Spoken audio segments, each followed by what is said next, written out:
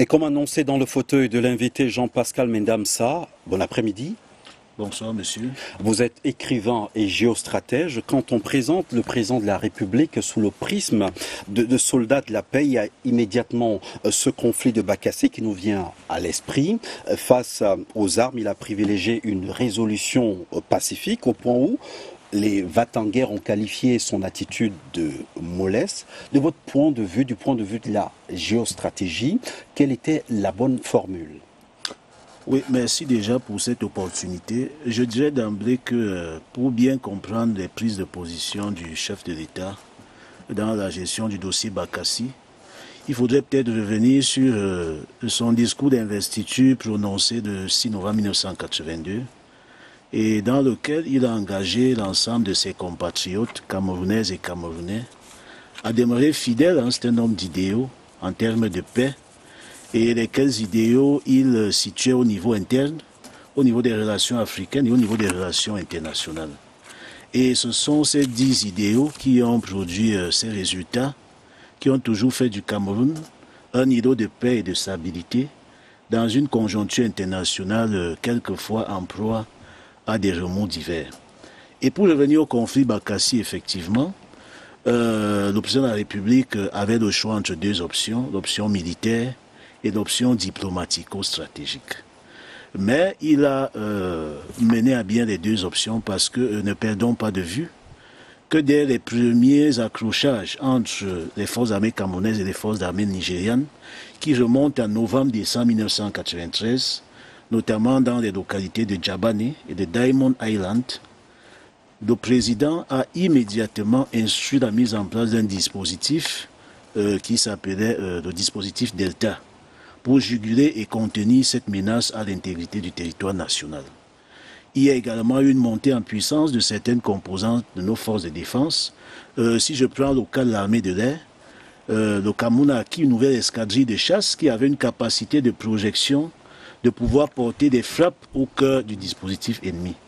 Mais à côté de cette option militaire, dans laquelle le Cameroun n'était pas totalement défavorisé, le président a plutôt privilégié cette option diplomatico-judiciaire en saisissant la Cour internationale de justice et saisine qui a ouvert une longue procédure, laquelle a abouti, comme nous le savons tous en 2002, le 10 octobre 2002, à cet arrêt qui reconnaît la souveraineté du Cameroun sur la presqu'île de Bakassi.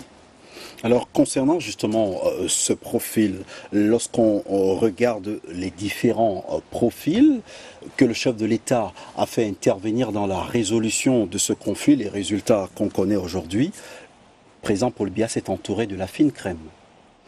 Effectivement, vous savez, le président de la République est un manœuvrier habile et je crois qu'il combine toutes les qualités d'un chef militaire sur un théâtre d'opération, notamment la flexibilité opérationnelle, la rapidité d'exécution, la cohérence, la souplesse organisationnelle, toutes choses qui lui permettent de pouvoir fédérer un certain nombre de ressources préalablement identifiées et bien choisies pour pouvoir atteindre un certain nombre d'objectifs au niveau stratégique et militaire. Et si je puis le citer, d'ailleurs, le président est resté constant dans sa vision pacifique au cours des 42 ans qu'a duré son magistère. Et il avait l'habitude de dire qu'il n'est pas un réactionnaire, mais quelqu'un de pragmatique qui préfère l'action discrète mais efficace aux tirades révolutionnaires et incantatoires. Et cela était d'autant plus avéré que la discrétion et l'efficacité étaient des vertus, selon lui, et que la gesticulation n'était pas toujours synonyme de vitalité. Alors, il y a eu Bakassi, il y a eu Boko Haram dans la région de l'extrême nord. Lorsqu'il a fallu faire intervenir les forces de troisième catégorie, le chef de l'État y est allé. Dans le Nozo, il y a certes les forces de maintien de l'ordre et de sécurité, mais on va dire ces forces, ces FMO, jouent un rôle de maintien de l'ordre. À chaque crise, son mode de résolution. Effectivement, mais je crois qu'il faudrait opérer une différence fondamentale entre le conflit contre Boko Haram et la crise sécuritaire dans les régions administratives du nord-ouest et du sud-ouest.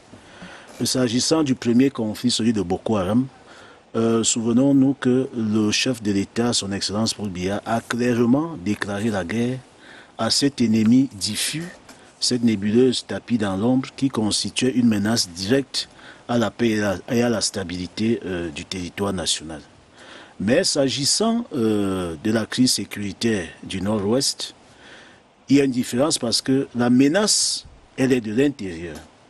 Et dans le paternalisme, sauf que le mode opératoire est sensiblement le même. Sensiblement le même, voilà. Il tue, il pille, il viole. Exact, c'est-à-dire ces stratégies du faible au fort qui pourraient être relayées pour créer des effets anxiogènes et démultipliés.